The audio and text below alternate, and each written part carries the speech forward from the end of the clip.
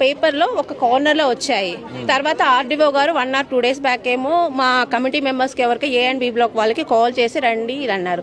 అప్పుడు మాకు విషయం తెలిసింది. అది ఆ టైంలో మాకు తెలియదు. ఇండివిజువల్గా ఎవరికి రాలేదండి. ఫలానా పేరు మీద మేము ఇలా నోటీస్ ఇస్తున్నాం. ఇండివిజువల్గా ఎవరికి రాలేదు. తీసుకుంటే ఏముందండి, రేవంత్ రెడ్డి గారు అసలు ఫస్ట్ ఇక్కడికి వచ్చి చూడమనండి.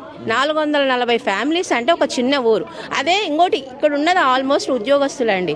ఆయన ఆలోచన విధానం ఎలా ఉందో నేను చెప్పనా అండి. ఉద్యోగస్తులు తొందరగా బయటకు రారు, బయటకు వచ్చి వాళ్ళు అపోజ్ చేయరు. ఏంటంటే వాళ్ళ పనులు వాళ్ళు చేసుకుంటారు. ఏంటంటే ఇది అపోజ్ చేస్తూ ఉంటే కాదు, అపోజ్ చేస్తున్నాం అనుకోండి వాళ్ళ వర్క్స్ జరగవు, వాళ్ళ జీవనోపాధి పోతుంది, వాళ్ళు ఎలా సర్వైవ్ అవ్వగలుగుతారు. సో ఏదైతే అయింది వాళ్ళు కొంచెం అటు ఇటు వాళ్ళని ఇబ్బంది పెట్టినా ఇచ్చేస్తారు. కానీ అది చాలా తప్పండి. అది ఒకసారి ఆలోచించుకోవాలి, చెయ్యండి. ఇప్పుడు ఏమైంది ఇక్కడ ఎగ్జాక్ట్లీ అండి, బ్లాక్ మెయిల్. ఎందుకంటే అదే పల్లెటూరుకి వెళ్ళి నేను ఈ ల్యాండ్ తీసుకుంటాను అని అన్నారు అనుకోండి, ఇది ఇంకోటి గవర్నమెంట్ ల్యాండ్ కాదు, పక్కా పట్టా ఉన్నది, ప్రైవేట్ ల్యాండ్. అదే గవర్నమెంట్ ఉద్యోగులు అయితే కేసులు అయితే అని ఇంట్లో కూర్చుంటారు. లేదండి, నేను ఇప్పుడు గవర్నమెంట్ ఉద్యోగులు అనుకోండి, నేను ఈ కేసులో ఉన్నానంటే ఫ్యూచర్ ఏంటి, నా ఫ్యూచర్ ఏంటి అని బాధపడి వాళ్ళు ఒక్కడుగు ముందుకు రారు.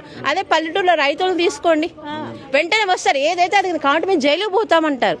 అది ఒక్కటే అండి. ఇది ఇండైరెక్ట్ గా ఉద్యోగస్తులు బ్లాంక్ అవుట్. ఇక్కడ ఉన్నదంతా కూడా ఉద్యోగస్తులే. వాళ్ళు తొందరగా ముందుకు రారు, ఒక స్టెప్ ముందుకు వేయరు. కొంచెం మనం వాళ్ళను 4-5 సార్లు విసిగిచ్చామంటే వాళ్ళు ఇచ్చేస్తారు. కానీ తర్వాత వాళ్ళ బతుకులు ఏంటంటే ఇంత 440 ఫ్యామిలీస్ అంటే నువ్వు తర్వాత వాళ్ళని ఏం చేస్తామని, వాళ్ళు ఎక్కడికి వెళ్ళాలి? వీళ్ళ వల్ల పైన ఎక్స్ట్రా ఊబర్ వాళ్ళు బతుకుతున్నారు, ఉద్యోగ అవకాశాలు లేని పిల్లలు, ఎంతమంది యువత మార్నింగ్ లేస్తే పని చేసుకునే వాళ్ళు వస్తున్నారు. దాదాపు 100 మంది ఇక్కడ మా మీద బతుకుతున్నారు. వాళ్ళందరి పరిస్థితి ఏంటండి? ఈ జీవనం వాళ్ళకే పోతుందా, మాకే కాదు కదా. అసలు తీసుకొని ఏం చేస్తారు? మేము కూడా గాంధీకి చాలా ప్రీతిపాత్ర, అందరూ పాజిటివే, ఎవరేమో ఇబ్బంది కాదు. మా బాబు 10th అండి, మా బాబు ఎగ్జామ్స్ నడుస్తున్నాయి. ఒక్కడ మేము ఆ టెన్షన్ చూడాలా? పెద్దవాళ్ళకి హెల్త్లు బాగుండట్లేదు, అవి చూసుకోవాలా? మగవాళ్ళు బయటకు వెళ్ళకపోతే, ఉద్యోగాలు లేకపోతే అసలు బతకడం ఎలా? ఈ టెన్షన్ నువ్వు నోటీసులు ఇచ్చాను వెనక మేము పరిగెత్తుతాము. ఏమైనా చేస్తున్నారు? కట్టమనండి, గాంధీ విగ్రహం కడితే మేమే చెప్తాం అందరికి. మా ఇంటి దగ్గర గాంధీ విగ్రహం ఉంది, చాలా బాగా కట్టారు రేవంత్ రెడ్డి గారు.